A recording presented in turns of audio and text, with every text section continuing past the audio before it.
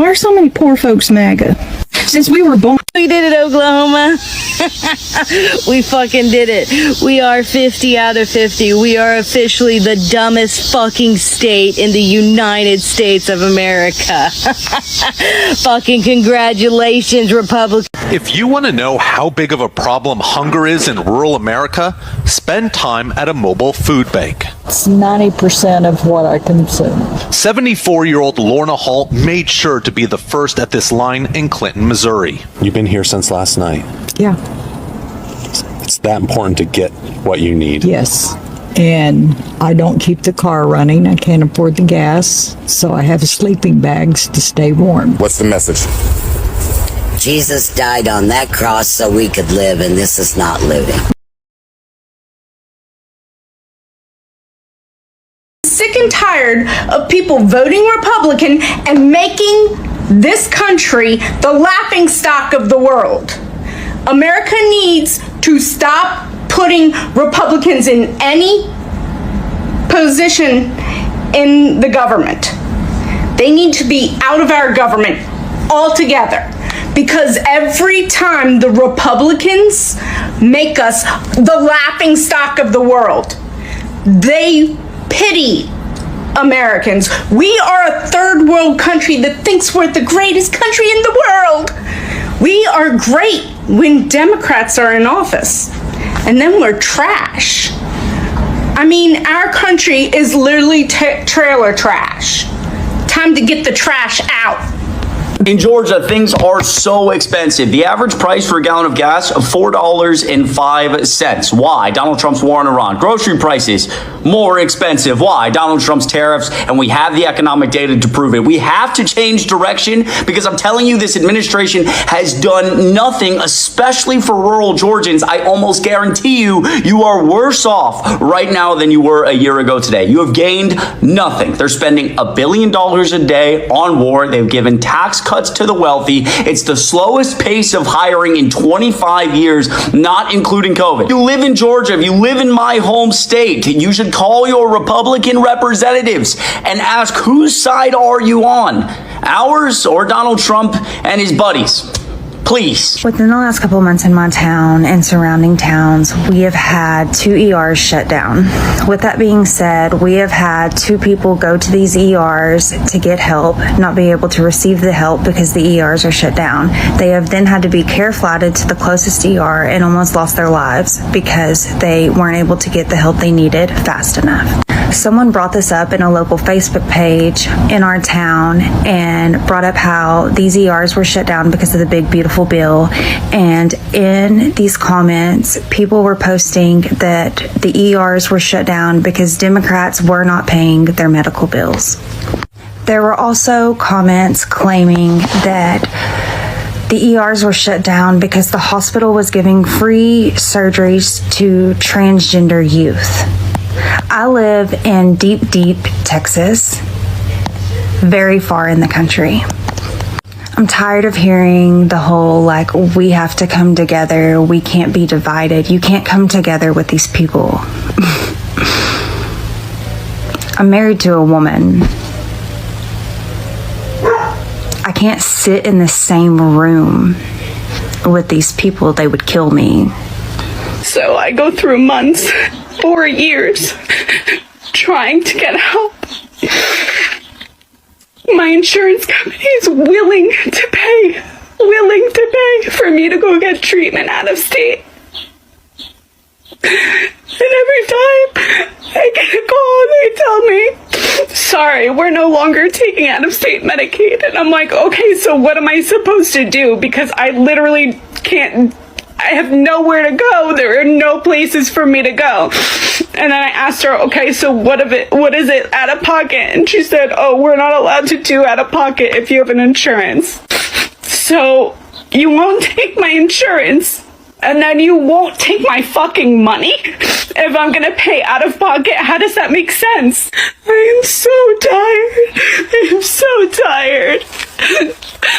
In another serious case of fuck around and find out, a Northern California farming community who typically votes in the red category, who went to bat at the polls for Donald Trump, are really kicking themselves because with the passage of the big, beautiful bill, it removed the critical access designation from Medicare and Medicaid, which is basically the distance that somebody would have to travel to get to the nearest hospital. And now that distance regulation is no longer there, Medicaid and Medicare are now pulling their funding from all of these hospitals that don't fall within the distance regulations. So Glenn Medical Center is going to have to close, meaning that the closest hospital for the people in this farming community is 30 miles away. 80% of the tax credits that make Obamacare cheaper,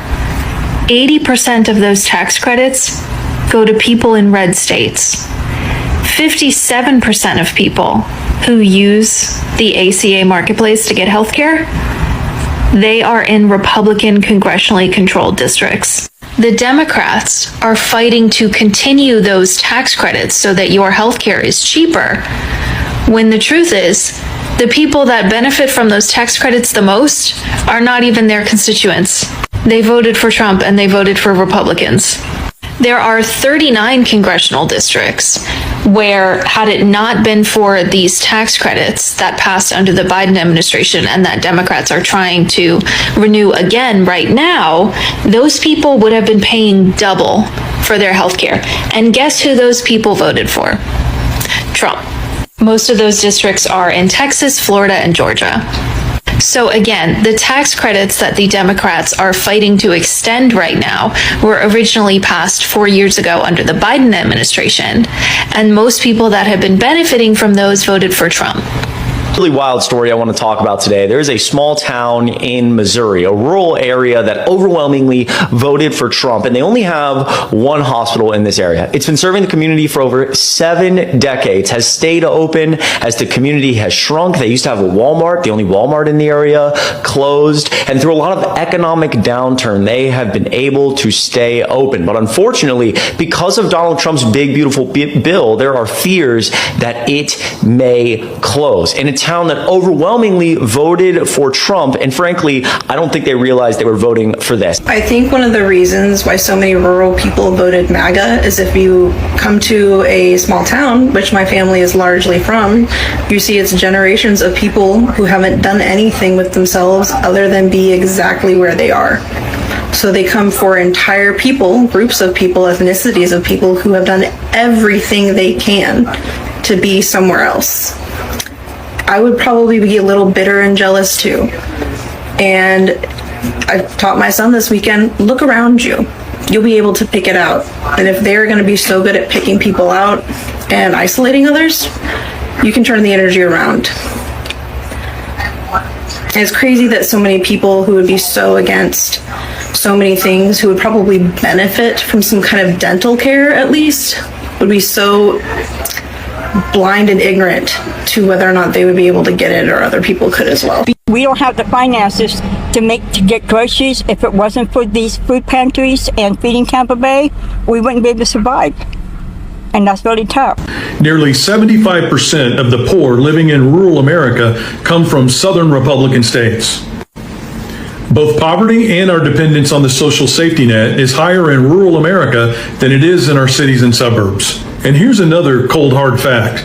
Beginning with the New Deal, continuing through to the Great Society, and ending just recently with the President's infrastructure bill, we're still struggling even when we have our money coming through. We had to suffer going almost a week with no food. The economy's down the tubes. Healthcare is awful. Prescriptions are terrible. Groceries are off the charts. And I think the only way we're going to do better is if he gets out and somebody else gets in. Thanks to the strong Republican leadership in the state of Tennessee, we are at risk of losing 12 rural hospitals in the next few years. We already lead the country in rural hospital closure. So the Center for Healthcare Quality and Payment Reform reported that 36% of our rural hospitals are facing such financial struggles that they are at risk of closing. So federal researchers state the reason for this is an increase of insurance denials and the end of pandemic-era financial aid. Rural areas in our state have a higher percentage of Tennessee Tennesseans using Medicare and Medicaid. Reminder, Tennessee Republicans chose not to expand Medicaid under the Affordable Care Act, leaving so many in our state without insurance. I will say, to Governor Bill Haslam's credit, he did propose the Insure Tennessee Act, which would offer a market-based alternative for low-income adults, similar to the healthcare marketplace for the Affordable Care Act, and that was, I think, pushed down like 7-4. So right now, our state does offer TennCare, but it is very, very limited to children, pregnant people, seniors, and those with disabilities. So let's look at the facts. Rural hospital closures don't just mean people lose care. People will have to drive longer distances for care if they even seek care at all. These would be emergency rooms closing, emergency departments, and then also look at the jobs that a hospital brings to a community. It's not just nurses and doctors, cleaning staff, maintenance, people who work in the cafeteria, everything around there. There's a lot of economic impact that is brought to a community because of a hospital, and they would lose that.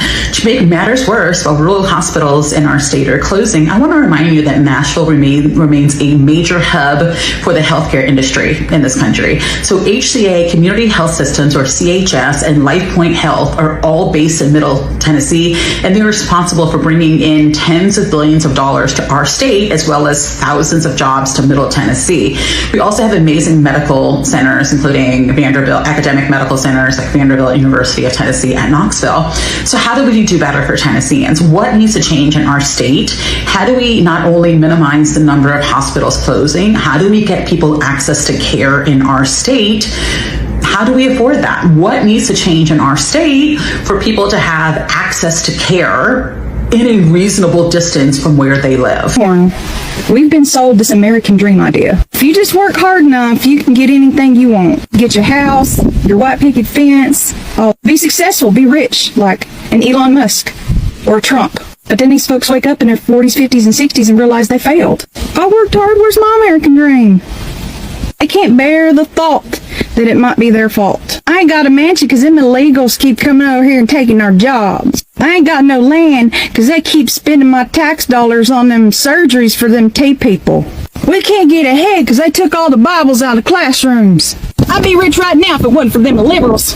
They have to blame somebody. And if you're a minority, you're it. It's an existential crisis of self-preservation.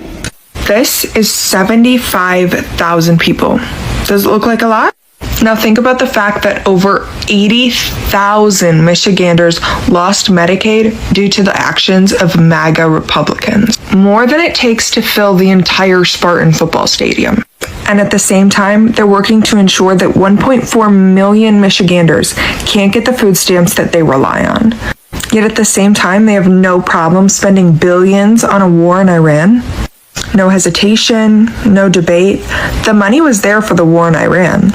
But ask MAGA Republicans to make sure that Michigan families can eat and get health care? Suddenly, budget cuts are needed.